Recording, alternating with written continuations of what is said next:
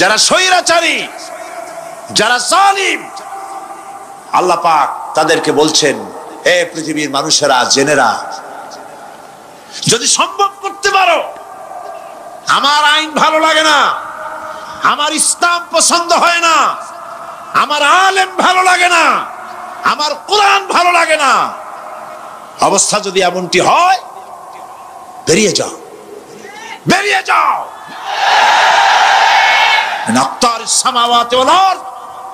আমার সার্বভৌমত্বের ভেতর থেকে, আকাশের নিচের থেকে, জমিনের উপর থেকে বেরিয়ে যাও।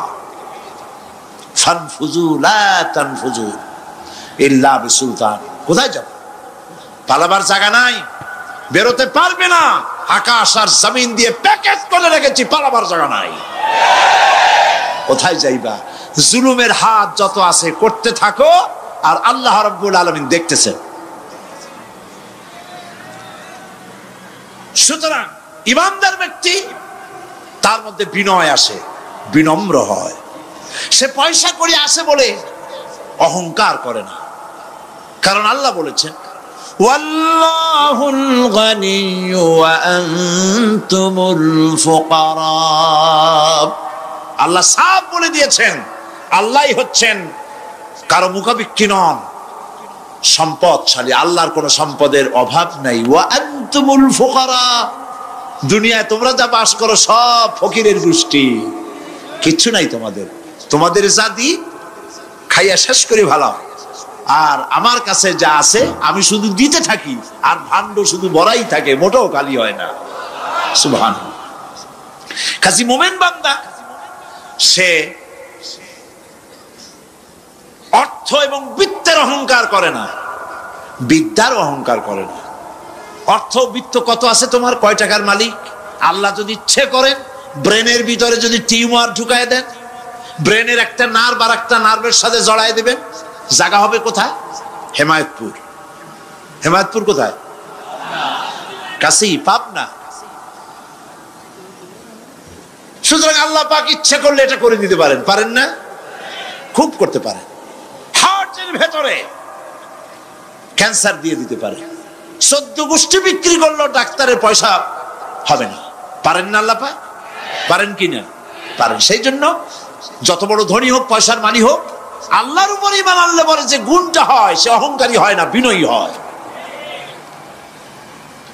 আল্লাহ রাব্বুল আলামিন কোরআনে কারীমের ভিতরে বলে দিয়েছেন, লিল্লাহি মা ফিস সামাওয়াতি ওয়া মা ফিল আরদ। যারা সামান্য একটু রাজত্ব পাইয়া, ছোট্ট ছোট্ট একটা দেশের প্রেসিডেন্ট, প্রধানমন্ত্রী, কি হনুরে, এরকম একটা ভাব। আর্মি হাতে, বিডিআর হাতে, পুলিশ হাতে, যা খুশি তাই করি না।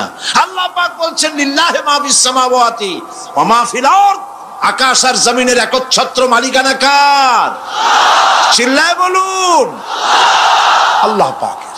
সুতরাং তুমি বাদবাড়ি করিয়া কদ্দূর পারবা? বেশি দূর যেতে পারবে না। গ্রামে গোয়াল আছে, গরু রাখে যে জায়গায়, ওই জায়গাটার নাম কি? গোয়াল। গভীর রাত্রে গরুর মালিক শুনতে পাচ্ছে গোয়াল ঘরে খুব শব্দ হচ্ছে। রাখালকে ডেকে বলছে, দেখতো কি, কিসের শব্দ? কয় যে, দেখে এসে জবাব দিচ্ছে যে গোয়ালে যে 60টার শিং মোটা, তার গুতার চোটে ওই গোয়ালের মধ্যে যত গরু আছে কেউ টিকতে পারতেছে না, খালি গুতাইতেছে সমানে। মালিক কয় যে, দীর্ঘদিন থেকে দেখতেছি এটার গুতার চোটে সমস্ত গরুগুলি অস্থির হয়ে যাচ্ছে, যা একটা মোটা দড়ি দিয়া, খাট্ট একটা দড়ি দিয়া খুঁটির সাথে জড়াইয়ে বাঁধতে রাখ গলাটারে। মোটা একটা দড়ি দিয়া গলার সাথে, খুঁটির সাথে যদি বাঁধতে দেয়, এরপরে খালি ফোঁস করতে পারবে, গুতাইতে আর পারবে না। ঠিক অনুরূপ ভাবে কোন জনপদ থেকে, কোন দেশ থেকে যখন দেশের মানুষেরা, যখন দেশের নিরস্ত্র মানুষেরা, গরিব মানুষেরা যখন আল্লাহর দরবারে গভীর রাত্রে ফরিয়াদ তোলে, আল্লাহ, জুলুমে অত্যাচারে জর্জরিত হয়ে গেলাম, মার খেতে খেতে শেষ হয়ে গেলাম, অত্যাচারে অত্যাচারিত হচ্ছি, চিৎকার বাড়তে থাকে, আল্লাহ পাক তখন তার নজর দিয়ে দেখেন, আল্লাহ তো দেখতেই থাকেন সব সময়ের জন্য। আল্লাহ পাক কার কারণে এগুলি হচ্ছে আল্লাহ পাক টের পান। শিং কারো কারো মোটা হয়েছে, আজরাইলকে পাঠায় দেন, যাও খাটো দড়ি দিয়ে বাঁধে থো। খাটো দড়ি কোনটা বুঝছেন? 3 হাত, 3 হাত কবর কোনটা? খাটো দড়ি দিয়ে বাঁধে থো। সুতরাং কত বড় বড় রাজা বাদশা ক্ষমতা এলো, মানুষের উপরে জুলুম করলো, আল্লাহ পাক তার ইন্তেকাম নিয়েছেন। সেই আল্লাহ এখন আর নাই, নাউজুবিল্লাহ। সে আল্লাহ আছেন কিনা? পূর্ণ শক্তিতে বহাল কিনা? হুয়াল হাইয়ুল কাইয়্যুম। এমন অবস্থা নয় যে বাংলাদেশে কি হচ্ছে আর আল্লাহ টের পাচ্ছেন না। কি বলেন? আল্লাহ রাব্বুল আলামিন বলেন, লা তাখুযুহু সিনাতুন ওয়ালা নাওম। ঘুম নাই, তন্দ্রা নাই। কার? ঘুমানো না, তন্দ্রাও যান না। তন্দ্রা কারে কয়? জি, ঝিমটি, জিমানি, যাই বলেন আপনারা বুঝে নিয়ে। ওই যে বসে বসে এরকম করে, আল্লাহ ওরকমও করেন না। ঘুমো নাই, তন্দ্রাও নাই। হযরতে মুসা আলাইহিস সালাম বলছিলেন যে আল্লাহ তুমি নাকি ঘুমাও না। মুসা আলাইহিস সালাম তো খুব আদরের নবী, আল্লাহ পাকের খুব আদরের নবী, দারুণ আদর। আল্লাহ পাক বলছেন, মুসা আমি তোমারে আমার জন্য বানাইছি। সুবহানাল্লাহ। কোরআন শরীফে আছে, আল্লাহ পাক বলছেন, মুসা আমি তোমারে আমার জন্য বানাইছি। তোমাকে যখন তোমার মা দরিয়ায় ভাসায় দিয়েছিল, আমি তোমার বাক্সর দিকে তাকাইছিলাম। সুবহানাল্লাহ। আল্লাহ যদি বলেন আমি তাকাইছিলাম, সুবহানাল্লাহ। তোমারে আমার জন্য বানাইছি। সুতরাং হযরতে মুসা আলাইহিস সালাম তিনি বলছেন আল্লাহ পাককে খুব আদরের নবী, তো আল্লাহ তুমি নাকি ঘুমাও না। আল্লাহ কয় তুমি বিশ্বাস করো না। হযরত মুসা আলাইহিস সালাম বললেন, আল্লাহ অবশ্যই বিশ্বাস করি, তবে বুঝি না বিষয়টা কি, বুঝি না কেমনে না ঘুমাই পারে, বুঝি না। আল্লাহ আচ্ছা ঠিক আছে, তুমি যখন বিশ্বাস করছো তখন আর অসুবিধা নেই, বিশ্বাস না করলে মুসিবত ছিল। পয়গম্বর মানুষ, তাকে তো বলতেই হবে বিশ্বাস করি, তবে বুঝি না। আল্লাহ কয় ঠিক আছে, বিশ্বাস যখন করো আমি বুঝাই দেবো। নিয়ে আসো 1 গ্লাস পানি। 1 গ্লাস পানি নিয়ে আসলে দাঁড়ায় থাকো। মুসা আলাইহিস সালামকে আল্লাহ বললেন পানি নিয়ে দাঁড়ায় থাকো, আর ঘুমের আল্লাহ করলেন মুসারে ধর। মুসা আলাইহিস সালামের ঘুম এসে গেল। ঘুমের আমেজে হাতটা শিথিল হয়ে গ্লাসটা পড়ে ভেঙে চুরমার হয়ে গেল। হযরতে মুসা আলাইহিস সালাম ভয় পেয়ে গেলেন। আল্লাহ পাক শোনায় দিলেন, ভয়ের কোনো কারণ নাই, একটা পরীক্ষার জন্যই দিলাম, তোমার বোঝার জন্যই দিলাম। তুমি যেমন 1 গ্লাস পানি নিয়ে, একটা গ্লাস নিয়ে 1 মুহূর্ত দাঁড়াতে পারলে না, ঘুম আসলো আর হাত থেকে পড়ে গ্লাসটা ভেঙে গেল। মুসারে তুমি বুঝে নাও, তুমি জেনে রাখো, তাম সৃষ্টি জগৎ তোমার আল্লাহ, আল্লাহ রব্বুল আলামিনের হাতের মুঠার মধ্যে রয়েছে। আল্লাহ রব্বুল আলামিন যদি ঘুমায় যান, এই পৃথিবীর আকাশ এবং জমিনের সব ট্রাফিক কন্ট্রোল আল্লাহ পাক নিজেই করেন। যদি তিনি ঘুমায় যান, সব শেষ হয়ে যান। বাংলাদেশে কি হচ্ছে, পৃথিবীর কোথায় কি হচ্ছে তা আল্লাহ দেখছেন না? চিল্লায় বলো, দেখছেন না? সে আল্লাহ রাব্বুল আলামিন তিনি পরিষ্কার করে বলছেন, যারা নাকি মুমিন বান্দা তারা অহংকারী হয় না, ক্ষমতায় থাকুক ক্ষমতায় না থাকুক, কোন অবস্থাতেই অহংকারী হতে পারে না। আল্লাহ পাক শোনায় দিয়েছেন, যারা অহংকার করে তাদেরকে পরিষ্কার করে বলেছেন, ওয়ালা তামশি ফিল আরদি মারহান ইন্নাকা লান তাখরিকাল আরদা ওয়া লান তাবলুগাল জিবালা তুলা ওয়ালা তামশি ফিল আরদি মারহান। খবরদার, আমার জমিনের উপরে অহংকারের পদে বড় হেঁটো না। দেখছেন না কত আছে অহংকার করে হাঁটে, জমিনের উপরে জুতা পায়ে দিয়ে মচ মচ করে হাঁটতে থাকে।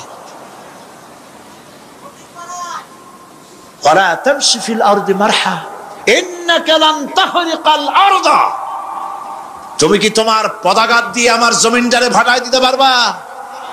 বলেন পারবে? যদি শক্তি থাকে দাও লাথি, তোমার ঠ্যাং ভাঙবে, মাটির কিচ্ছু। ওয়ালান তাখরিকাল আরদা মা, তুমি আমার এই জমিনটাকে ধসাই দিতে পারবে না। আর ওয়ালান তাবলুগাল জিবালা তুলা, আর পাহাড়ের উচ্চতা লাফ দিয়ে তুমি ছাড়াই যেতে পারবে না। আমার জমিনও ফাটাইতে পারবে না লাথি দিয়া, লাফ দিয়ে পাহাড়ের উচ্চতাও ছাড়াইতে পারবে না। তো এত লাফাও কেন? বলবেন কম লাফাও, শক্তি কম দেখাও। আল্লাহ রাব্বুল আলামিন আবার বলেন ওয়াইবাদুর রাহমানিল্লাযীনা ইয়ামশুনা আলাল আরদি হাওনা, আল্লাহর বান্দা যারা, সত্যিকারের বান্দা যারা, তারা দুনিয়ার বুকে বিনয়ের সাথে হাঁটে, মাথা নিচু করে বিনয়ের সাথে হাঁটে। সুবহানাল্লাহ আলহামদুলিল্লাহ। তুই আল্লাহর প্রতি ঈমানের সবথেকে বড় লাভ হচ্ছে আত্মমর্যাদা সম্পন্ন বানায়। ঈমান তাকে বিনয় এবং বিনম্র বানায়, অহংকারী বানায় না। আর অহংকার করে তুমি যাবা কই? কদ্দুর ক্ষমতা তোমার? আল্লাহ কোরআন শরীফের বহু আয়াত দিয়ে এই কথাগুলি বলেছেন। আর এটা গেল 2। 3 নম্বরে আল্লাহর উপরে ঈমান আনার, আমি কি বলতেছি বলেন তো দেখি, ফায়দা। আল্লাহর উপরে ঈমান আনার 3 নম্বরের ফায়দা হলো মুমিন ব্যক্তির মধ্যে বীরত্ব এবং নির্ভীক ভাব তার মধ্যে এসে যায়। সে নিজে মুজাহিদ, সে বীর, সে কাপুরুষ নয়। সুবহানাল্লাহ। আল্লাহর উপর ঈমানের কারণে বীরত্ব এবং নির্ভীকতার প্রশিক্ষণ তার মধ্যে তৈরি হয়ে যায়।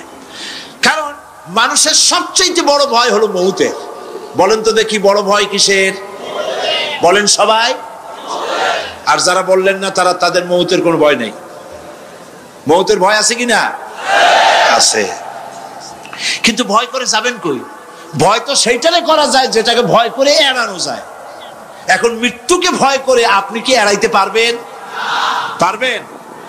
আল্লাহ পাক বলছেন মুমিন নির্ভীক হবে, বীরত্বে পরিপূর্ণ হবে, কাপুরুষ হবে না, মৌতের ভয়তে পালায়ে বেড়াবে না।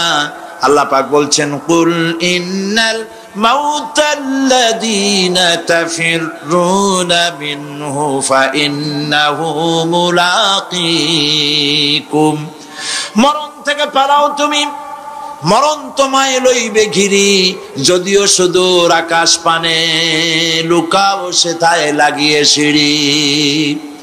এ মহারোগের চিকিৎসক নাই, নাই সে ঔষধ জগতে, খুঁজিয়া কাতর হইলে কি হবে, পারিবে না তারে ফিরাতে। মৃত্যু যখন তোমার এসে যাবে, তোমাকে মৌতের হাত থেকে কেউ রেহাই দিতে পারবে না। মৃত্যু তোমার হবেই। সুতরাং মৌত যখন হবে তখন তাকে ভয় করে তো কোনো লাভ নাই। আর মৃত্যু কোথায় হবে, কখন হবে, আমরা কেউ জানি না। জানেন? ওমা তাদরি নাফসুম বিআইয়ি আরদিন তামুত, কোন মাঠে, কোন ময়দানে, কখন মৌত হবে কারো জানা নাই। এই গত নভেম্বর মাসের শেষ দিকে আমি লন্ডন সফর করেছিলাম। এক ভাইয়ের কাছে শুনলাম, আমি অবাক হয়ে গেলাম। তিনি পত্রিকায় দেখে আমাকে বলেছেন এক লোক 8 তলা থেকে 8 তলা বিল্ডিং এর ছাদের উপর পড়ে গেছে। 8 তলা বিল্ডিং এর ছাদের উপর থেকে পড়িয়া তার কিছু হয়নি, হাত পাও ভাঙে নাই, মরেও না, খালি কিছু চামড়া টামড়া ছিঁড়ে গেছে। তাড়াতাড়ি অ্যাম্বুলেন্স আসছে, অ্যাম্বুলেন্সে তাকে নিয়ে গেছে, হসপিটালে নিয়ে যাবে চামড়াগুলো সেলাই করে দেওয়ার জন্য। অ্যাম্বুলেন্সে উঠাইয়া তাড়াতাড়ি অ্যাম্বুলেন্স আসছে। দরজা যেভাবে লাগাইছে দরজাটা ভালোভাবে লাগে নাই। দেখেন নাই মাইক্রোবাসে বা অ্যাম্বুলেন্সে অনেক সময় দরজা এরকম মারে, মারার পরে অনেক সময় লাগে না, যার জন্য ড্রাইভার বলে যে দরজাটা ভালো করে লাগায় নেন, ঠিক না? দরজাটা ভালো করে লাগে নাই। সামনে চলতে গিয়ে এই গাড়িটার ব্রেক কষতে হয়েছে ড্রাইভারের কোনো কারণে। যেই না ব্রেক কষেছে আর অমনি দরজা যেটা লাগছিল না ভালো করে, দরজাটা খুলে গেল। আর রুগীটা 8 তলা কাছে পড়ছিল, ওইটা ছিল পাশে, সে ছিটকে গিয়ে রাস্তায় পড়লো। আর একটা বাস সামনের থেকে এসে মাটিতে তার চ্যাপটা করে দিয়ে চলে গেল। শুনিয়া আমার মুখ থেকে বেরিয়ে গেল আল্লাহু আকবার। বলেন আল্লাহু আকবার। কি আল্লাহ পাকের কি প্রচন্ড ক্ষমতা, কি ইচ্ছা তার। মৃত্যুর জন্য সময়ও লাগবে, জায়গাও লাগবে, দুটো জিনিস এক হতে হবে। আল্লাহর যাকে যে মৃত্যু দিবেন, মৃত্যুর জন্য সময় এবং জায়গা দুটোর কম্বিনেশন হতে হবে। আটতলা থেকে পড়বে ঠিক, কিন্তু মরবে না। আজরাইল অপেক্ষা করতেছে রাস্তায়, বাস আসবে যখন। আটতলা থেকে পড়লো, অবিশ্বাস্য ভাবে লোকটা বেঁচে গেল। আর হসপিটালে তার যাওয়া হলো না, গাড়ির দরজা খুললো, রাস্তা দিয়ে পড়লো, আজরাইল দ্রুত তার কাম সেরে চলে গেল। সুতরাং মুমিন ব্যক্তি আল্লাহর উপর ঈমান আনার কারণে দুর্জয় মনোবল সৃষ্টি হয়। কাপুরুষ জীবনে কয়েকবার মরে, সাইকেলের টায়ার বাস্ট হয়েছে শুনে বেহুশ হয়, তারপরে ট্রাকের টায়ার বাস্ট হয়েছে শুনলে কানের তলা ফেটে যায়, বোম বাস্ট হয়েছে আওয়াজ শুনে হার্ট ফেল করে, পাতিশিয়ালের ডাক শুনলে কোনো হুশই থাকে না। এই হচ্ছে কাপুরুষদের কাজ। আর ইমানদার ব্যক্তি এগুলি পরোয়া করে না। তার জানা আছে যে আমার নির্ধারিত সময়ের এক মুহূর্ত আগে আমার মৌত হবে না। তো মৌত যখন আমার জন্য অবধারিত, দুনিয়ায় আসছি যখন, মৌত যখন হবেই, সেই মৌত বিড়ালের মতো হোক তাকে চান, পাতিশিয়ালের মতো হোক তাকে চান। আমি তো বলি যে বিড়ালের মতো 500 বছর বেঁচে থাকার কোনো লাভ নাই, সিংহের মতো 5 মিনিট বাঁচুন। মির্জাফরের মতো 50 বছর বেঁচে থাকায় লাভ নাই, খালিদ বিন ওলীদের মতো, সিরাজউদ্দৌলার মতো বেঁচে থাকুন।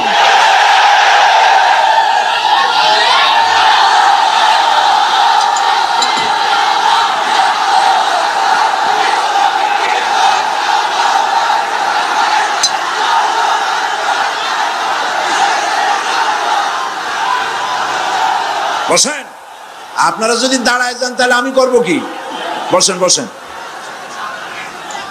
সেই জন্য এই ক্ষণস্থায়ী জীবনকে কেন সেই অনন্ত সুখময় জীবনের জন্য উৎসর্গ করে দেব না, যা আল্লাহর কাছে পাওয়া যাবে কিয়ামতের দিন।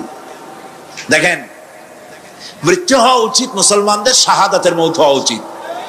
কি মৌত হওয়া উচিত? আল্লাহকে আজকে প্রাণ খুলে বলি, আল্লাহ জীবন তো নিবাই, সুতরাং জীবন যখন নিবা, মৌতটা শাহাদাতের মৌত তুমি আমাদের দান করে দিও। কাপুরুষের মতো মরতে চাই না, শাহাদাতের মৌত চাই। সুবহানাল্লাহ বলেন, আমিন বলেন। মুমিন ব্যক্তি তার বড় ফায়দা, সে সাহসী হয়। সুবহানাল্লাহ বলেন। দেখেন, বুখারী শরীফের হাদিস, যুদ্ধের জন্য, বদরের যুদ্ধ, হুজুর সাল্লাল্লাহু আলাইহি ওয়াসাল্লাম সৈন্যদেরকে রিক্রুট করছেন, কিন্তু কথা বলতে গিয়ে রাসূল করিম সাল্লাল্লাহু আলাইহি ওয়াসাল্লাম দাওয়াত দিচ্ছেন, কিন্তু মনে মনে চিন্তাও করছেন যে সামান্য কিছু লোক, অস্ত্রপাতি কম, এই জিহাদের অবস্থাটা তারা কিভাবে নেবে। একজন যুবক সাহাবী দাঁড়ায় গেলেন, তার নাম মিকদাদ রাদিয়াল্লাহু তাআলা আনহু। যুবক, এই পৃথিবীতে যুবকদের ইসলামের সবচাইতে অবদান কাদের? চিল্লায় বলো। যুবকদের অবদান সবচাইতে বেশি। হযরত মিকদাদ রাদিয়াল্লাহু তাআলা আনহু তিনি দাঁড়ায় গেলেন, তিনি বললেন, ইমদি বিনা ইয়া রাসূলুল্লাহ হাইসুমা তাশা। হাদিস, হে রাসূল, আপনি আমাদেরকে নিয়ে চলুন। কত সৈন্য তারা আসতেছে, কত অস্ত্র নিয়ে আসতেছে, এটা আমাদের ভাববার বিষয় নয়। আপনি আমাদের নিয়ে চলুন, হাইসুমা তাশা, আয় হাইসুমা আমারাকাল্লাহ, আল্লাহ আপনাকে যেদিকে আমাদের নিয়ে যাইতে কয় আপনি সেই দিকে আমাদের নিয়ে চলুন। ইন্না লা নাকুলু লাকা কামা ক্বালা বনু ইসরাঈল লি মূসা আলাইহিস সালাম, ইযহাব আনতা ওয়া রাব্বুকা ফাকাতিলা ইন্না হাহুনা কাঈদুন। অর্থাৎ, হে রাসূল, আমরা বনি ইসরাইলের মতো বলবো না। শোনেন, আমরা বনি ইসরাইলের মতো বলবো না যে মুসা তুমি এবং তোমার আল্লাহ এই দুইজনই গিয়ে ফেরাউনের বিরুদ্ধে যুদ্ধ করো, আমরা যাবো না, আমরা এখানে বসে থাকবো। এই কথা আমরা বলবো না। আমরা মুসা আলাইহিস সালামের উম্মত নই, আমরা মুহাম্মদ সাল্লাল্লাহু আলাইহি ওয়াসাল্লামের উম্মত। বরং আমরা বলবো বাল ইযহাব আনতা ওয়া রাব্বুকা ফাকাতিলা ইন্না মাআকুমা মুকাতিলুন। বরং আমরা বলবো আপনি চলুন, আমরা আপনার সাথে আল্লাহর হুকুম মাফিক লড়বো, জিহাদ করব। ততক্ষণ পর্যন্ত মা দামাত আইনুম মিন্না তাতাররাফ, যতক্ষণ পর্যন্ত আমাদের চোখের পাতা নড়তে থাকে ততক্ষণ আপনার সাথে থেকে কাফেরের বিরুদ্ধে লড়াই করে যাব। জীবনের পরোয়া তারা করেন নাই, জীবনের পরোয়া করেননি। হুজুর সাল্লাল্লাহু আলাইহি ওয়াসাল্লাম দারুণ ভাবে খুশি হয়ে গেলেন। হুজুর হেজিটেট ফিল করছিলেন যে এই সামান্য কিছু লোক, অস্ত্র নাই পাতি নাই, এতগুলি লোকের বিরুদ্ধে যুদ্ধ করতে যাবে। যুবকের মুখে এই কথা শুনে হুজুর দারুণ খুশি হলেন। আল্লাহর নবী বললেন কুমু বিনা ইলা জান্নাতিন জান্নাতুন আরদুহা কারদিস সামাওয়াতি ওয়াল আরদ।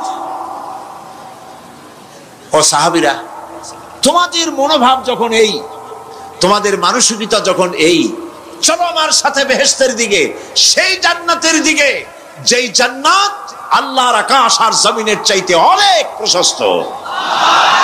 চলো আমার সাথে বেহেশতে, সুবহানাল্লাহ, চলো আমার সাথে জান্নাতে। ফাকামা উমাইর বিন হামাম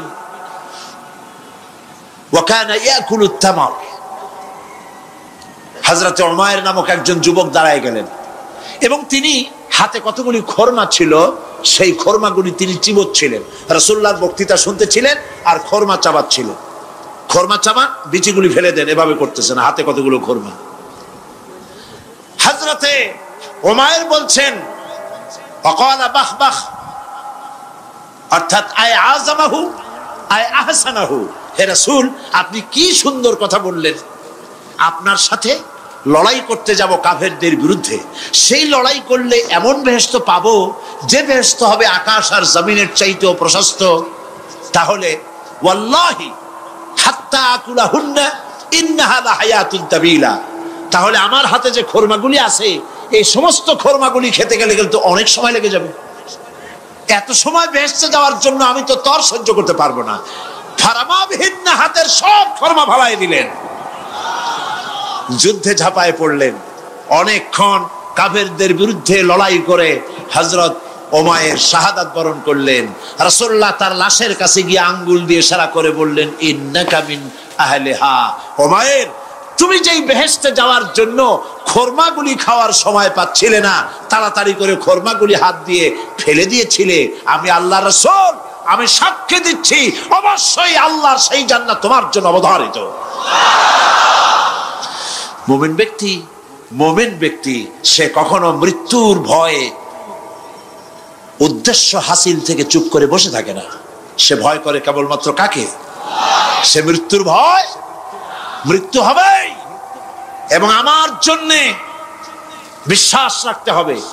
আমার জন্যে যদি কোনো বুলেট এর উপরে আমার নাম লেখা থাকে, পৃথিবীর সমস্ত মানুষ আমাকে পাহারা দিয়ে সেই বুলেট থেকে আমাকে রক্ষা করতে পারবে না। আর যদি কোনো বুলেটে আমার নাম লেখা না থাকে, সারা পৃথিবীর সমস্ত মানুষ বৃষ্টির মতো গুলি বর্ষণ করলেও একটি গুলিও আমাকে বিদ্ধ করতে পারবে না। এটার নাম হলো ঈমান। এটার নাম কি? এই ঈমান পেলাম কোথায়? কোথায় পেলাম? কোরআন শরীফে। কোথায় পেয়েছি? আল্লাহ রাব্বুল আলামিন বলেন ওয়ামা হুম বিদরিনা বিহি মিন আহাদিন ইল্লা বিইজনিল্লাহ। একথা সুস্পষ্ট, আল্লাহর অনুমতি ব্যতিরেকে বান্দার কোনো ক্ষতি সাধন কেউ করতে পারে না। জোরে বলেন সুবহানাল্লাহ। কেউ কারো কোনো ক্ষতি করতে পারবে না। যেটা ক্ষতি যদি কিছু থাকে কিসমতে, ওটা তো মুকাদ্দার ছিল, তকদির ছিল, সেটাই হবে, এর বাইরে কিছুই হবে না। সুতরাং মুমিন ব্যক্তি সে সাহসী হবে, সে কখনো চিন্তা করবে না মৃত্যুর ভয়ের। উদ্দেশ্য হাসিলের জন্য হয় শরীরের পতন, না হয় মন্ত্রের সাধন, ডু অর ডাই, সে আল্লাহর জন্য তার জীবন দিতে প্রস্তুত থাকবে। কারণ আল্লাহ রাব্বুল আলামিন বলেছেন ইন্নাল্লাহা আশতারা মিনাল মুমিনিনা আনফুসাহুম ওয়া আমওয়ালাহুম বিআন্না লাহুমুল জান্নাহ। আল্লাহ পাক বলেন, আমি আমার মুমিনের জান আর মালকে আমি খরিদ করে নিয়েছি, বিনিময়ে আমার বান্দাকে আমার জান্নাত দান করে দিয়েছি। জোরে কোন সুবহানাল্লাহ। মুমিনের জান আর মালকে নিয়েছেন, বিনিময়ে কি দিবেন? জান্নাত দান করে দিবেন। এটা হলো মুমিনদের আল্লাহর প্রতি ঈমান আনার জন্য 3 নম্বরের কোয়ালিটি। 4th নম্বরে আল্লাহর উপর ঈমান আনলে 4 নম্বরের যে ফায়দাটা, সে ফায়দা হচ্ছে আশাবাদ এবং মানসিক প্রশান্তি। আল্লাহর প্রতি একটা নির্ভরতা এবং আশার সৃষ্টি হয়ে যায়, সে কখনো নিরাশ হয় না। কারণ একটা মানুষ পাপ করলো, চুরি করেছে, ডাকাতি করেছে, জেনা করেছে, হত্যা করেছে, শয়তানি করেছে, বদমাশি করেছে, সব করেছে। এখন শয়তান তাকে ওয়াসওয়াসা দিতে পারে। সেই জন্য আল্লাহ রাব্বুল আলামিন বলেছেন, লা তাকনাতু মির রাহমাতিল্লাহ, বান্দারে আমার রহমত থেকে নিরাশ হয়ে যেও না। আল্লাহর রহমত, বান্দা তোমার গুনাহ কতটুকু? তোমার গুনাহ যদি হয় পাহাড় সমান, আমার রহমত আকাশ সমান। তোমার গুনাহ যদি হয়ে যায় আকাশ সমান, তাহলে আমার রহমত তো আমার আরশে আজিমকে ছাড়ায় গেছে। সুবহানাল্লাহ, সুবহানাল্লাহ বলুন। সুতরাং মুমিন বান্দার এই আশা থাকে। গুনাহ মানুষে করেই, গুনাহ করা স্বাভাবিক। আল্লাহ পাক বলেছেন, যে ব্যক্তি গুনাহ করে আর এরপরে আমার কাছে মাপ চায়, আমি তাকে ক্ষমা করে দেই, মাফ করে দিই। সুবহানাল্লাহ। সুতরাং ইমানদার লোকদের আশা হয়, দুরারোগ্য ব্যাধি তাকে ধরেছে, সে হতাশ হবে না, মরে যাওয়ার জন্য প্রতীক্ষায় সে সময় গুনবে না, বরং তার মনের মধ্যে আশার সঞ্চার হবে, আমার রোগ আল্লাহ ভালো করে দিতে পারেন। পারেন না? আমাদের জাতির পিতা কি নাম কি? হযরত ইব্রাহিম আলাইহিস সালাম। কোরআন শরীফের ভিতরে তার কথা আল্লাহ পাক কোট করে দিয়েছেন। আমাদের জাতির পিতা হযরত ইব্রাহিম আলাইহিস সালাম বলেছেন, আল্লাযী খালাকানি ফাহুয়া ইয়াহদিন। আল্লাহ তিনি আমাকে সৃষ্টি করেছেন, তিনি আমাকে রাস্তা দেখান। ওয়াল্লাযী হুয়া ইউতঈমুনি ওয়া ইয়াসকিন। আর আমি যখন ক্ষুধার্ত হই তিনি আমাকে খাওয়ান, যখন তৃষ্ণার্ত হই তিনি আমাকে পান করান। ওয়াইদা মারিতু ফাহুয়া ইয়াশফিন। আর যখন আমি অসুস্থ হই, রোগাক্রান্ত হই, আল্লাহ রাব্বুল আলামিন তখন আমাকে রোগ মুক্ত করে দেন। সুবহানাল্লাহ। আমার অসুখ হলে কে রোগ মুক্ত করেন? সুতরাং দীর্ঘস্থায়ী কোন রোগ হয়েছে, মুমিন হতাশ হবে না, মুমিন হতাশ হবে না। হতাশ হয় কেবলমাত্র কাফের। হতাশ হয় কে? মুমিন কখনো হতাশ হয় না। হতাশ হওয়া ইমানের পরিপন্থী কাজ। আল্লাহ পাক বলেছেন, লা তাকনাতু মির রাহমাতিল্লাহ, আমার রহমত থেকে মায়ুস হয়ো না। দেখেন হযরত আইয়ুব আলাইহিস সালামের কত বড় রোগ হয়েছে, শরীর পোকায় ধরেছে, জর্জরিত হয়েছে, দুর্গন্ধ হয়েছে, গ্রামের লোকেরা তাকে বের করে দিয়েছে, স্ত্রী পুত্র পরিজন সব চলে গিয়েছে।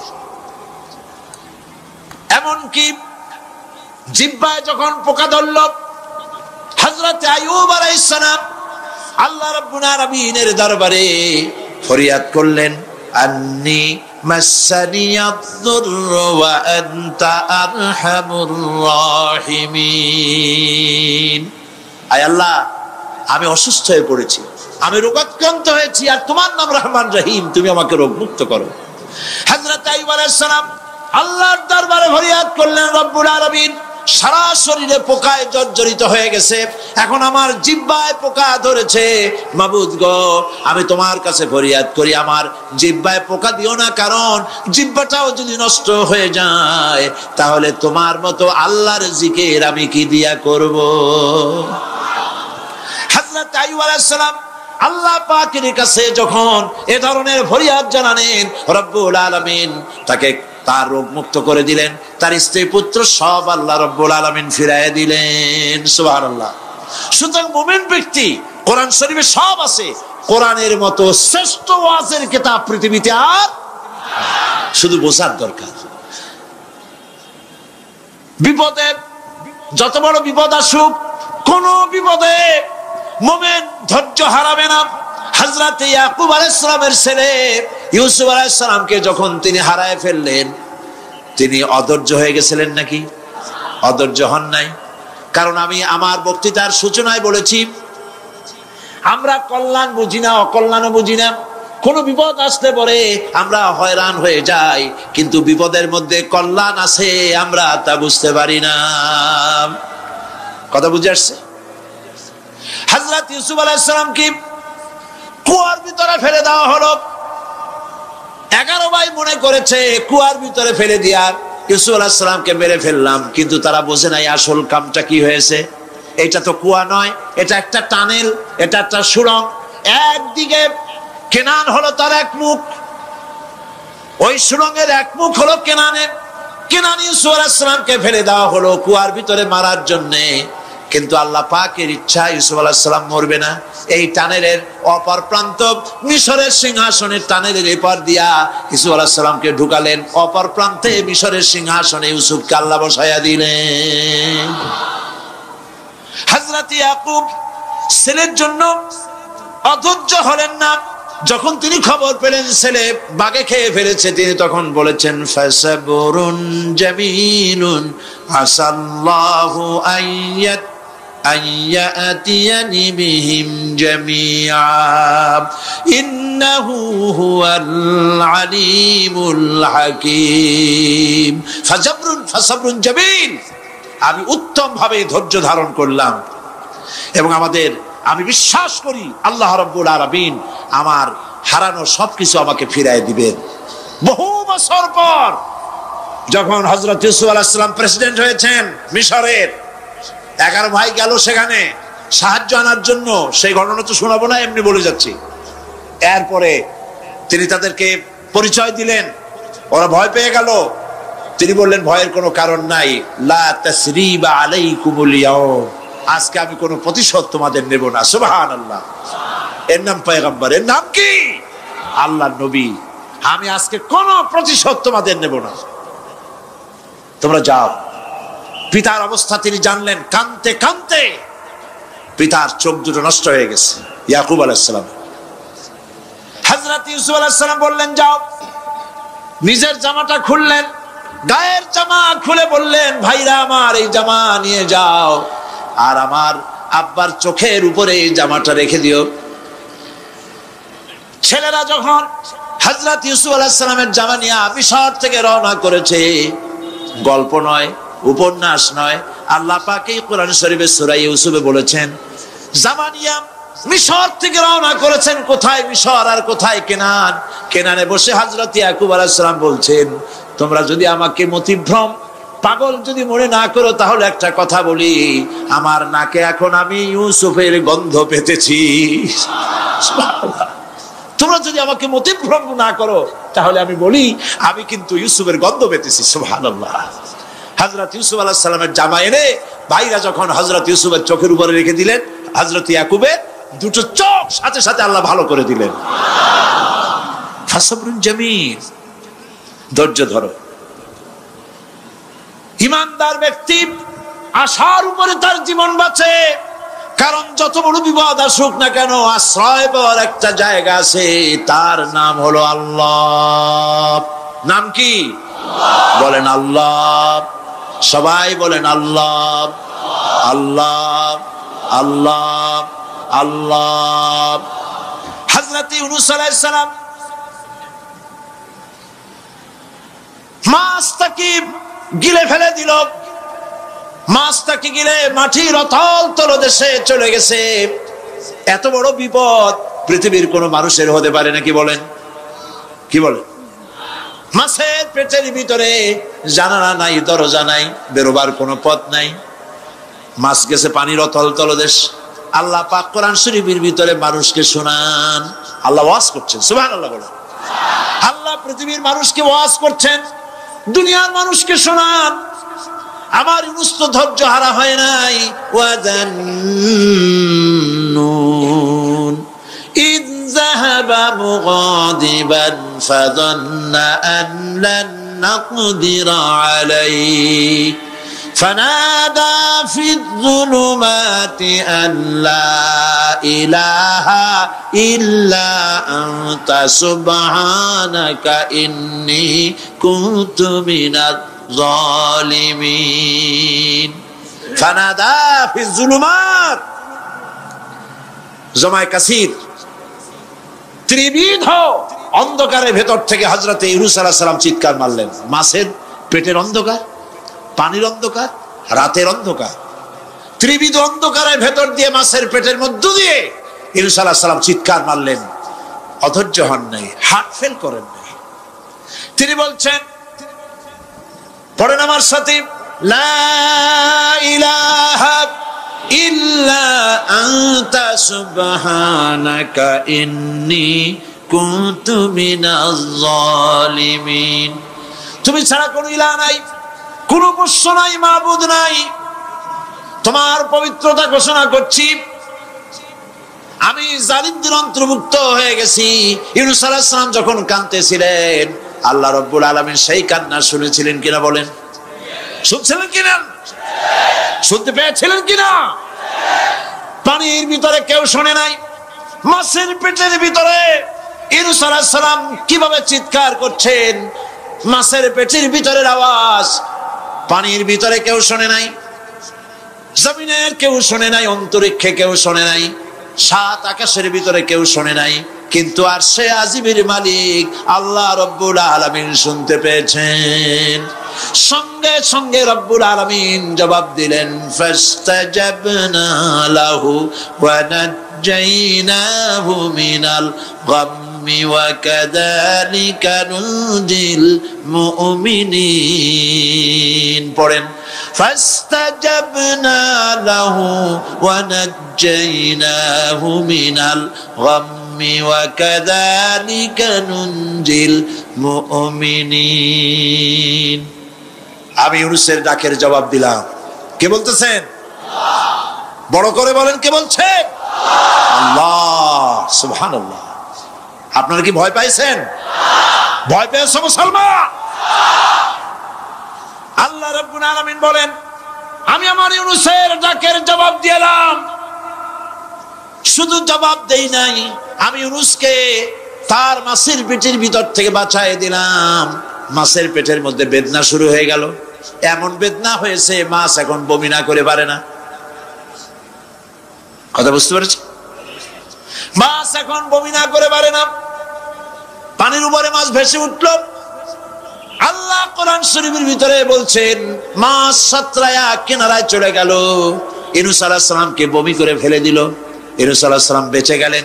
আল্লাহ পাক বলেন, শুধু ইউনূসকে বাঁচাইলাম না, বরং আমি সকলের জন্য আশার বাণী শোনাই, শোনো মুমিনেরা, ওয়া কাযালিকা নুনজিল মুমিনিন। মুমিন বান্দা যারা, যত বড় বিপদ আসুক আমারে ডাকো, আমি বিপদ দিয়ে বাঁচাই দেব। সুবহানাল্লাহ। বিপদ থেকে আমি বাঁচাই দেব। আল্লাহ পাক বলেছেন, ফাইন্না মাআল উসরি ইউসরান, ইন্না মাআল উসরি ইউসরা। জেনে রাখো, দুঃখ এবং কষ্টের পরে রয়েছে সুযোগ সুবিধা, আর অসচ্ছলতার সাথে রয়েছে উদার সচ্ছলতা। যত বড় বিপদ আসছে, এই বিপদের পরে আল্লাহ পাক তার গোলামদের উপরে রহমত নাজিল করবেন ইনশাআল্লাহ। সুতরাং ঈমানদার লোকেরা, তাদেরকে আল্লাহ পাক বলছেন, কোনো ভয় নাই, কোনো চিন্তা নাই, যত বড় বিপদে পড়ো আমারে ডাকো, আমি ডাকের সাড়া দিয়ে দেব। সবাই আল্লাহরে ডাকেন, সুবহানাল্লাহ ওয়ালহামদুলিল্লাহ লা ইলাহা ইল্লাল্লাহ। জোরে পড়েন, সুবহানাল্লাহ ওয়ালহামদুলিল্লাহ লা ইলাহা ইল্লাল্লাহ, সুবহানাল্লাহ ওয়ালহামদুলিল্লাহ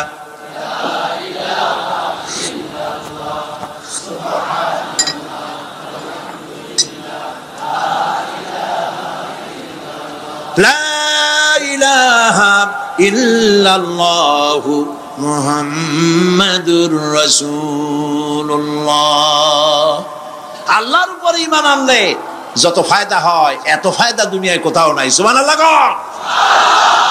আল্লাহর উপর ঈমান আনার পঞ্চম নম্বরের ফায়দা কয়টা বলছি? 5টা বলছি। আপনাদের অসুবিধা হচ্ছে নাকি? তাড়াতাড়ি শেষ করতেছে। 6টা বলবো। এ হলো পঞ্চম নম্বর। তারপর আমরা দোয়া করব। দোয়ার দরকার আছে কিনা এই সময়?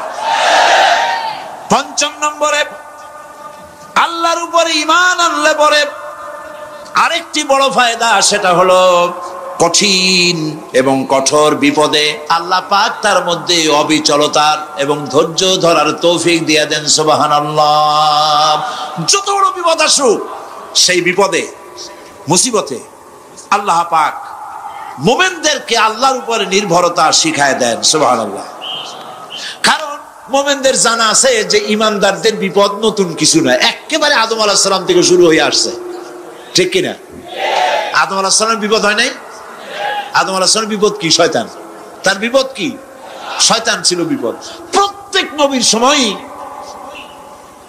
মানুষেরা নবীদের কষ্ট দিছে, তাই নাই?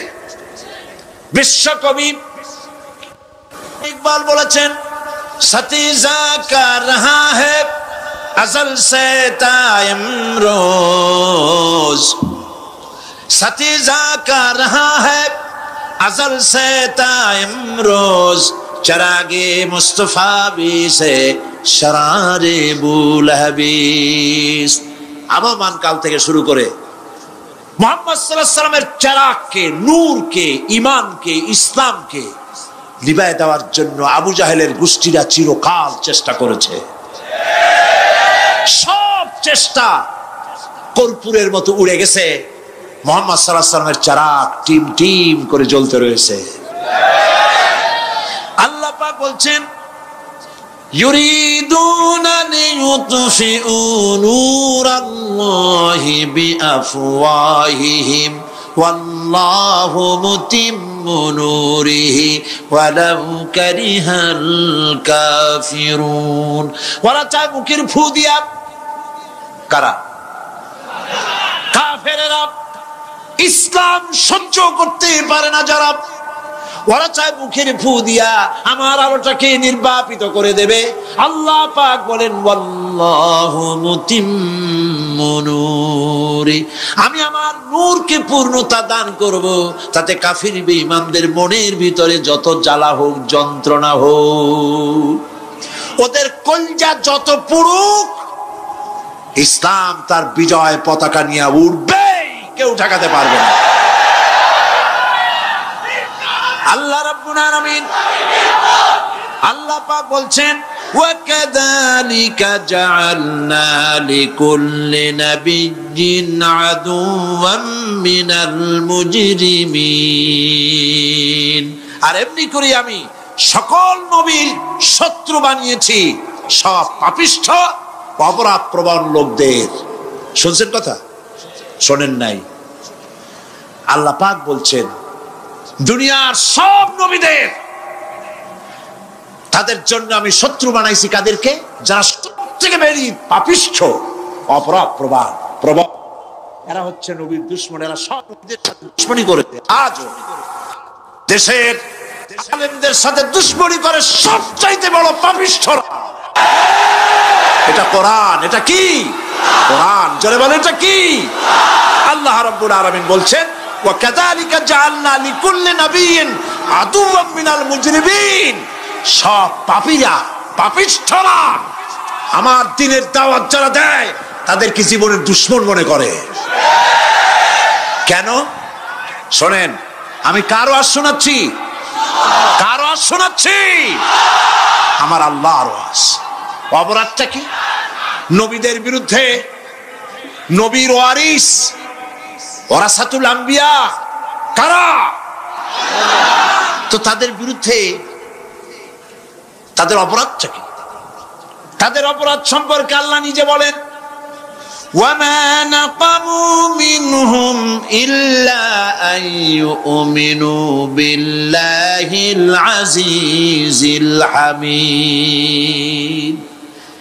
এদের বিরুদ্ধে অ্যাকশন নেওয়ার আর কোনো অপরাধ ওদের নাই। ওদের একমাত্র অপরাধ, ওরা আল্লাহর জমিনে আল্লাহর আইন প্রতিষ্ঠা করতে চায়। এটাই হচ্ছে অপরাধ। এই অপরাধে নবীদের শাস্তি হয়েছে, নবীরা মার খেয়েছেন, সাহাবায়ে কেরাম মার খেয়েছেন। আমরা তো সাহাবায়ে কেরামের জুতার ধুলার সমানও নই, সুতরাং এগুলি আমাদের পাওনা। এই রক্তের বিনিময়, জীবনের বিনিময় আল্লাহ পাক তার দ্বীনকে প্রতিষ্ঠা করবেন ইনশাআল্লাহ। হযরতে খাব্বাব, বুখারী শুনুন, বুখারীর হাদিস। আমি কোনো কথা বানিয়ে বলি না, আমি লেখাপড়া করি, পড়াশোনা করি, চোখে দেখি, তারপরে কথা বলার চেষ্টা করি। বাজে গপ্প কিস্সা কাহিনী বলার অভ্যাস আমার কোনো কালে ছিল না, নাই। রাসূল করিম সাল্লাল্লাহু আলাইহি ওয়াসাল্লামের মতো মানুষ, ওনার মতো মানুষ, আহারে, তার চাইতে শ্রেষ্ঠ মানুষ কি পৃথিবীতে আছে? তিনি মার খাইছেন না খান নাই? আহা, কিভাবে তাকে মারলো! গলায় চাদর দিয়ে পেঁচাইয়া আছাড় মেরে ফেলে দিয়ে তারপরে তাকে প্রহার করা হয়েছে। আবু জাহেল মেরেছে, বেহুশ হয়ে গেছেন হুজুর। হযরত হামজা তখনও কাফের ছিলেন। শিকার থেকে ফিরে এসে মুহাম্মদ সাল্লাল্লাহু আলাইহি ওয়াসাল্লামের অবস্থা দেখে পায়ের রক্ত মাথায় উঠে গেছে। আপন ভাইয়ের ছেলে, আর এমন ছেলে। চলে গেলেন আবু জাহেলের বাড়ি, বললেন, আবু জাহেল, তুই নাকি মুহাম্মদ সাল্লাল্লাহু আলাইহি ওয়াসাল্লাম মারছিস, কেন মারলি? তিনি তো ভালো কথাই বলেন, সব সময় বলেন সত্য কথা বলো, মানুষের উপকার করো, এতিমকে আশ্রয় দাও। এত সুন্দর সুন্দর ভালো ভালো কথা বলেন, তার মতো ভালো মানুষ তো দুনিয়ায় দেখি নেই। মারলি কেন? তুই কি মনে করছিস যে আব্দুল্লাহ মারা গেছে বলে এতিম হয়ে গেছে মুহাম্মদ সাল্লাল্লাহু আলাইহি ওয়াসাল্লাম? তোর মনে রাখা উচিত, আব্দুল্লাহ মারা গেছে, হামজা মরে নাই। হযরত হামজা ধনুক বাইর করলেন, এক বাড়ি মারলেন মাথার উপরে, মাথা ফাটা রক্ত বেরিয়ে গেল। হামজা হন হন করে হেঁটে এলেন রাসূলের কাছে। হুজুরের অসুস্থ দেহ মোবারক কোলে উঠায় নিয়ে বললেন, বাবা, তার মস্তক মোবারক কোলে উঠায় নিয়ে বললেন, আমি আবু জাহেলের মাথা ফাটিয়ে রক্ত বের করে দিয়ে এসেছি, তুমি একটু খুশি হও। হুজুর বললেন, চাচা, কার মাথা ফাটাইছেন, কার রক্ত বের করেছেন, এই কথা বলে তো আমাকে আপনি খুশি করতে পারবেন না। তিনি বললেন, বাবা, তুমি কি হলে খুশি হও? তিনি বললেন, আমি খুশি হই চাচা, তোমার মুখে যদি একটা বার আমি ঈমানের কলেমা শুনতে পাই। হযরতে হামজা বললেন, মুহাম্মদ সাল্লাল্লাহু আলাইহি ওয়াসাল্লাম, আমার বুঝতে মোটেও কষ্ট হয়নি, তুমি কোনো সাধারণ মানুষ নও। সাধারণ মানুষের প্রতিশোধে তুমি বিশ্বাসী হতে, খুশি হতে, প্রতিশোধে বিশ্বাসী হওনি। তুমি অবশ্যই আল্লাহর নবী। আমি আল্লাহকে সাক্ষী রেখে, আমি তোমাকে সাক্ষী রেখে ঈমানের কালেমা ঘোষণা করছি, লা ইলাহা ইল্লাল্লাহু মুহাম্মাদুর রাসূলুল্লাহ। ভাইরা আমার, আল্লাহর দ্বীন প্রতিষ্ঠার জন্য আমার নবীদেরকে কষ্ট করতে হয়েছে, সাহাবায়ে কেরামদেরকে কষ্ট করতে হয়েছে, আল্লাহর ওলিদেরকে। ইমাম আবু হানিফা রাহমাতুল্লাহ আলাইহিকে 8 বছর জেলের মধ্যে রাখা হয়েছিল। ইমাম আহমদ বিন হাম্বলকে চাবুক মেরে মেরে গায়ের গোশত আর চামড়া তুলে ফেলে দেওয়া হয়েছিল। তারপরেও তারা বাতিলের সামনে মাথা নত করে নাই। এর নাম হচ্ছে ইসলাম। এর নাম কি? বুখারীর হাদিস, হযরত খাব্বাব বিন আরিত রাদিয়াল্লাহু তাআলা আনহু। বুখারীতে হাদিসটা এভাবে এসেছে, ওয়ান খাব্বাব বিন আরিত রাদিয়াল্লাহু তাআলা আনহু আন্নাহু قال قال شكونا الى رسول الله صلى الله عليه وسلم وهو متوسد بردة له في ظل الكعبة। তিনি বললেন, আমরা রাসূলের কাছে গেলাম, যায় দেখি রাসূল করিম সাল্লাল্লাহু আলাইহি ওয়াসাল্লাম কাবা শরীফের ছায়ায় আরাম ফরমাচ্ছেন। আমরা কাছে গিয়ে বললাম, আলা তাস্তানসিরু লানা আলা তাদউ লানা ইয়া রাসূলুল্লাহ, হে রাসূল, আপনি কি আমাদের জন্য দোয়া করবেন না? আমরা তো মার খেতে খেতে শেষ হয়ে গেলাম। আমাদের খাব্বাবকে, খুবাইবকে, আম্মারকে, সুমাইয়াকে মেরে শেষ করে দিল। ওরা আমাদেরকে না খাওয়ায় রাখে, সারা রাত খেতে দেয় না, ঘুমাতে দেয় না। তারা আমাদের বেলালকে মেরে মেরে রক্তাক্ত করে উত্তপ্ত মরুভূমির উপরে চিৎ করে শোয়ায়, বুকের উপরে পাথর চাপা দিয়ে রেখেছে। ওরা সাহাবায়ে কেরামদেরকে মারতেছে, না খাওয়ায় রাখতেছে। হুজুর, আপনি কি আল্লাহর কাছে দোয়া করবেন না? এখনো কি দোয়ার সময় আসে নাই? হাদিস শরীফে এসেছে হুজুর সাল্লাল্লাহু আলাইহি ওয়াসাল্লাম উঠে বসলেন, বললেন, ও হাব্বাব, তোমাদের আগে এই পৃথিবীতে যারা দ্বীনের দাওয়াত নিয়ে এসেছিলেন, সমকালীন রাষ্ট্র শক্তি তাদেরকে ধরত, ফায়ুহাজুর রাজুলু ফায়ুহফারু লাহু ফিল আরদ, তাদেরকে ধরে তাদের জন্য কবর খনন করা হতো জীবিত মানুষের জন্য। ফায়ুজালু ফিহা, এরপরে সেই গর্তের ভিতরে তার কোমর পর্যন্ত গেড়ে দেওয়া হতো। সুম্মা ইউতা বিল মানশার, এরপরে করাত আনা হতো।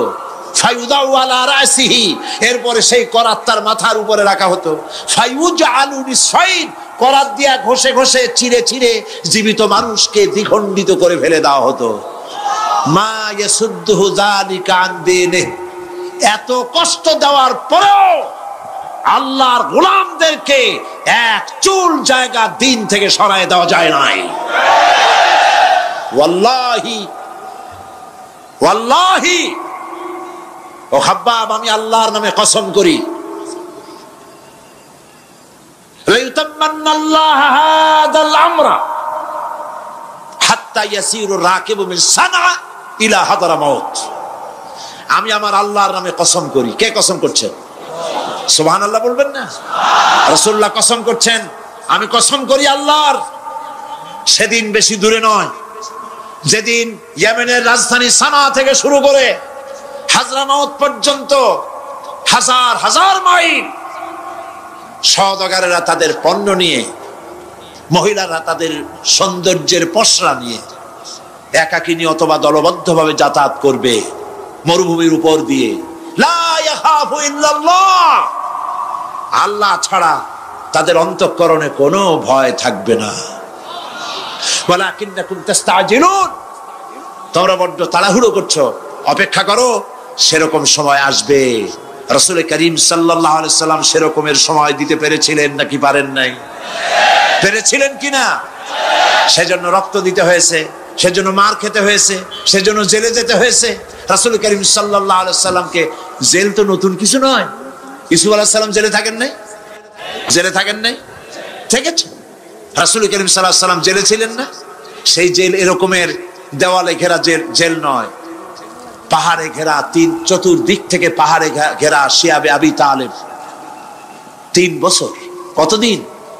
টানা 3 বছর রাসূল, তার সাহাবী, তাদের স্ত্রীরা, বাচ্চা বাচ্চা ছেলেপেলেরা 3 বছরের মধ্যে সরকার ঘোষণা করেছে এদের সঙ্গে কথা বলবে না, বাজার ঘাটে যেতে পারবে না, কেনা বেচা করতে পারবে না, সামাজিক বয়কট। সামাজিকভাবে বয়কট করে রেখেছে। সাথে যা ছিল খাবারগুলি শেষ হয়ে গেছে, তারপরে উট ছিল, ভেড়া ছিল, খাইয়ে শেষ হয়ে গেছে। এরপরে যখন কিছু নাই, উটের চামড়া ভিজায়া ভিজায়া, শুকনা চামড়া ভিজায় খেয়েছে। যুবকেরা ক্ষুধার যন্ত্রণায় বাবলা গাছের পাতাগুলি চাবায়ে খাইতে গিয়া কাটা ফুটে জিহ্বা থেকে রক্ত পড়েছে।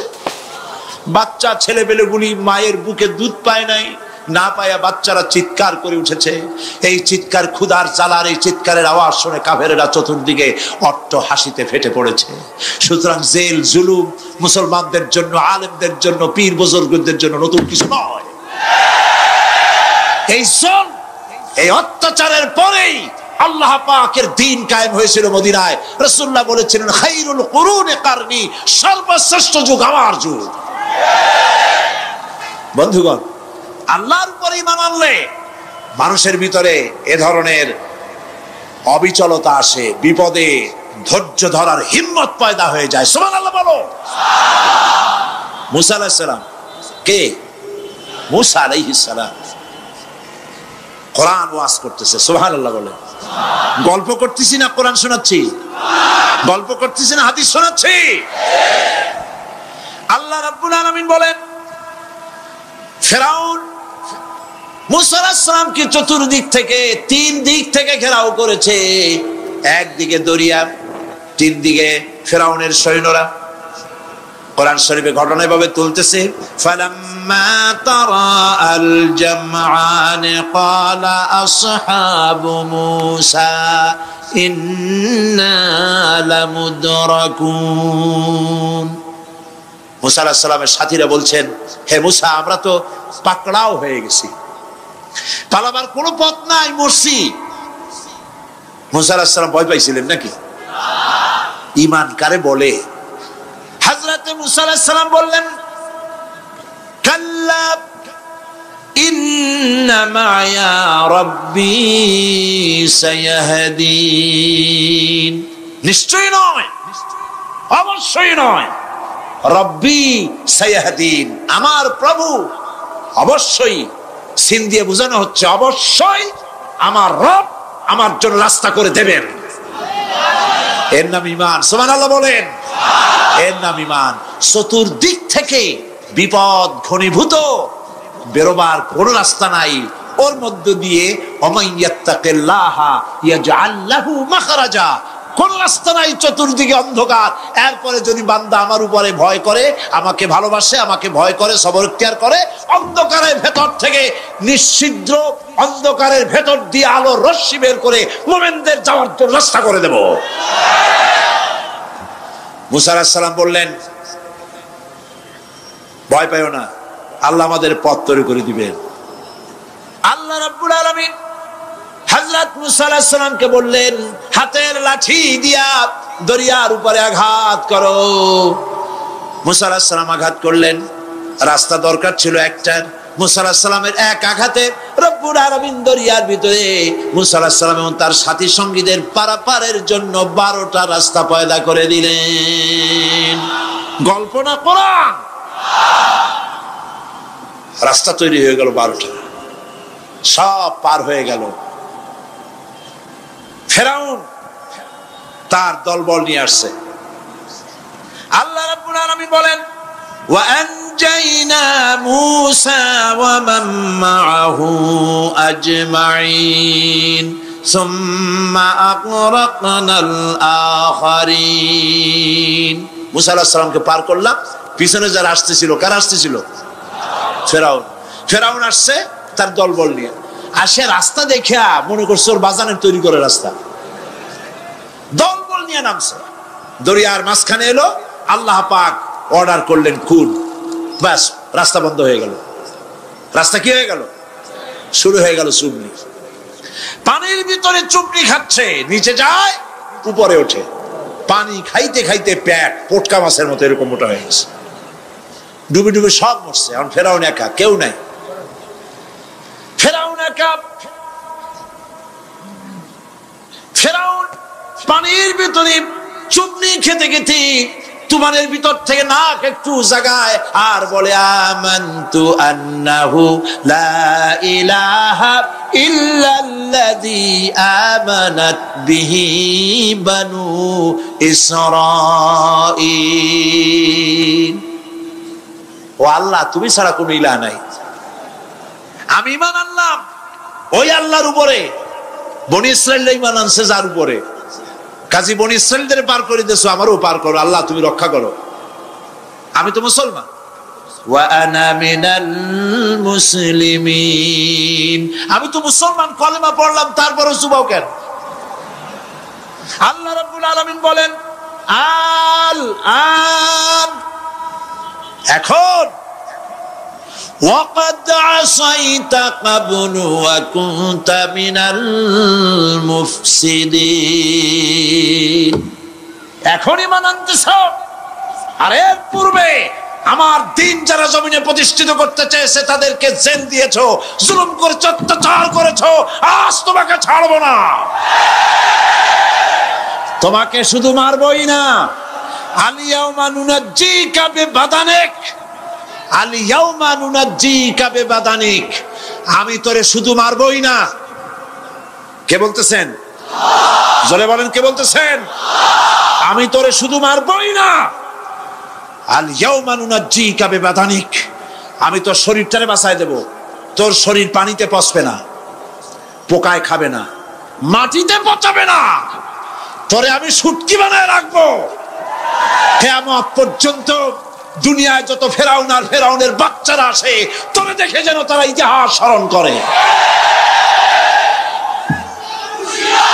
আল্লাহ রাব্বুল আলামিন কোরআনে কারীমের মধ্যে পরিষ্কার করে মানুষদেরকে বুঝায় দিয়েছেন, আল্লাহর উপর ঈমান আনলে পরে তার হিম্মত বেড়ে যায়, মনের বল বেড়ে যায়। সুবহানাল্লাহ। হযরত রাসূল করিম সাল্লাল্লাহু আলাইহি ওয়াসাল্লাম কাফের বেঈমানেরা চতুর্দিক থেকে বাড়ি ঘেরাও করে রেখেছে, পালাবার কোনো পথ নাই।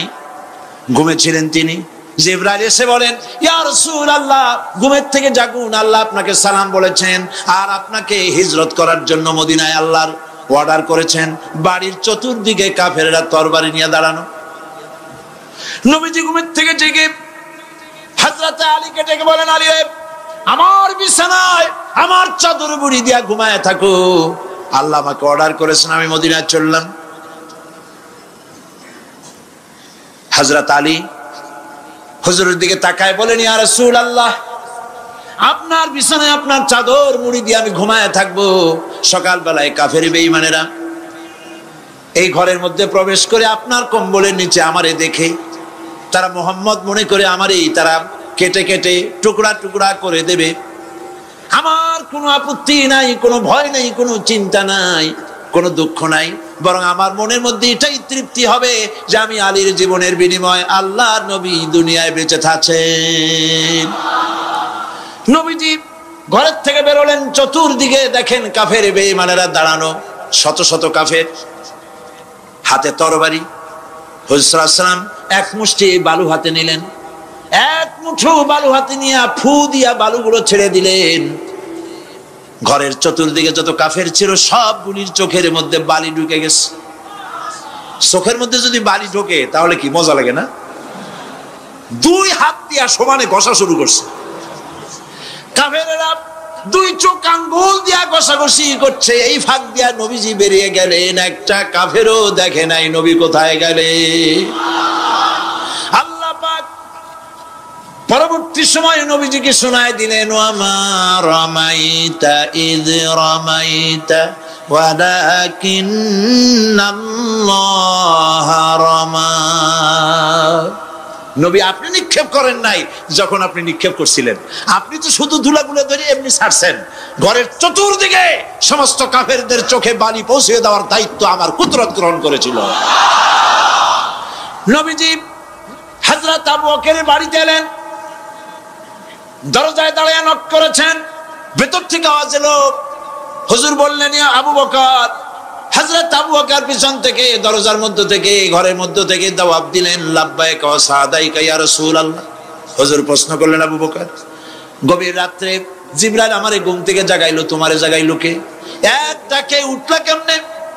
হযরত আবু বকর বলেন, ইয়া রাসূলুল্লাহ, আপনি আমারে নিয়ে হিজরত করবেন বলেছিলেন, আমি চিন্তা করেছি না জানি কত রাত্রে নবীজি আসেন, আর আমার দরজায় দাঁড়ায়া নবীজি আমারে ডাকবেন, আমি থাকবো শুইয়া, বেয়াদবি হয়ে যাবে। এই জন্য বিছানায় না ঘুমায়া আপনার পবিত্র জবানের ডাক শোনার জন্য এত রাত ধরে এই দরজার সঙ্গে দাঁড়ায়া দাঁড়ায়া ঘুমাইতেছিলাম।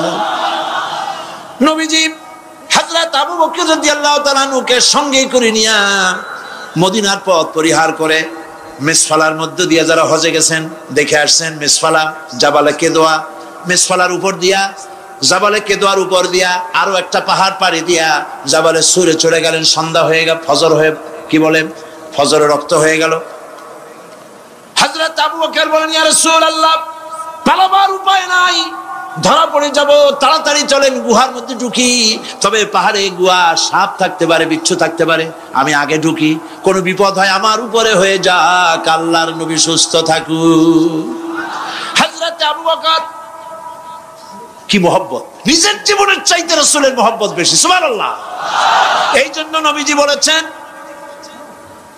ও আমার সাহাবীরা, तमाम পৃথিবীর সমস্ত মুমিনের ঈমান যদি এক পাল্লায় রাখা হয় আর একা আবু বকরের ঈমানটা যদি আরেক পাল্লায় রাখা হয়, তোমরা দেখতে পাবে तमाम পৃথিবীর মুমিনের ঈমানের তুলনায় একা আবু বকরের ঈমানের পাল্লাটা ভারী হয়ে গেছে।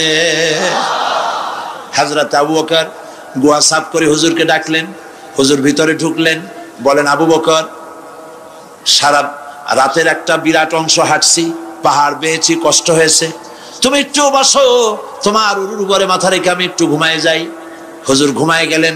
হযরত আবু বকর লক্ষ্য করলেন গুহার গায়ে অনেকগুলি ছিদ্র, এই ছিদ্র দিয়ে বড় বড় সাপ বেরোতে পারে, বিচ্ছু বেরোতে পারে, পাহাড়ে কি বেরোয় ভয় পেলেন তিনি। তিনি জামা ছিঁড়ে ছিঁড়ে, চাদর ছিঁড়ে ছিঁড়ে গর্তগুলি বন্ধ করতে লাগলেন। কয়েকটা গর্ত বন্ধ করা গেল না, কাপড় শেষ। এবার তিনি নিজের পা দিয়া গর্ত বন্ধ করে বসে আছেন। বিষধর এক সাপ বহু চেষ্টা করেছে বেরোবার, কোন পথ না পেয়ে ছিদ্র পথে বেরিয়ে এসে হযরত আবু বকরের পায়ের উপরে দংশন করেছে। হযরত আবু বকর বিষের যন্ত্রণায় চোখ দিয়ে পানি পড়ছে। চোখের পানি দেখে রাসূলুল্লাহ ঘুম ভেঙে গেল। ঘুম ভেঙে হুজুর দেখেন হযরত আবু বকরের চোখে পানি। হযরত রাসূল জিজ্ঞেস করেন, আবু বকর কাঁদো কেন? বাড়ির কথা মনে পড়লো নাকি? বউ বাচ্চার কথা মনে পড়লো নাকি? কাঁদো কেন? হযরত আবু বকর বলেন, ইয়া রাসূলুল্লাহ, যেই দিন কালেমা পড়ে ঈমান এনেছি সেদিন থেকে আমার জীবন, আমার স্ত্রী পুত্র পরিজনের চাইতে, আমার জীবনের চাইতে আপনাকে বেশি ভালোবাসি। হুজুর বলেন, কাঁদো কেন?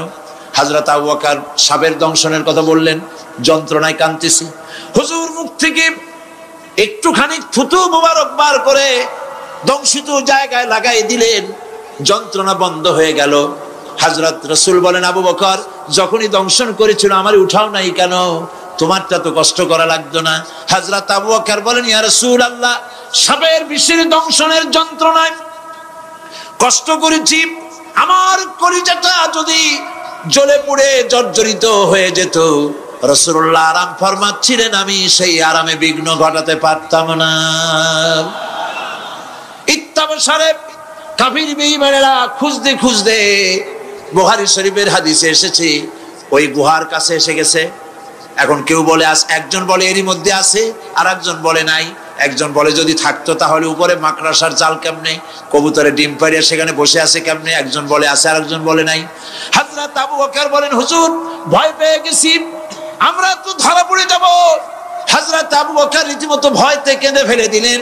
আল্লাহর নবী হযরত আবু বকরকে এই বিরাট বিপদের মধ্যে, এমন গুহা, বসলে পরে মাথা দেখা যায়, শুয়ে হাঁটু উঁচু করলে হাঁটু দেখা যায়, স্বল্প পরিসর, অগভীর ছোট্ট গুহা, আমরা ধরা পড়ে গেছি, উপায় নাই।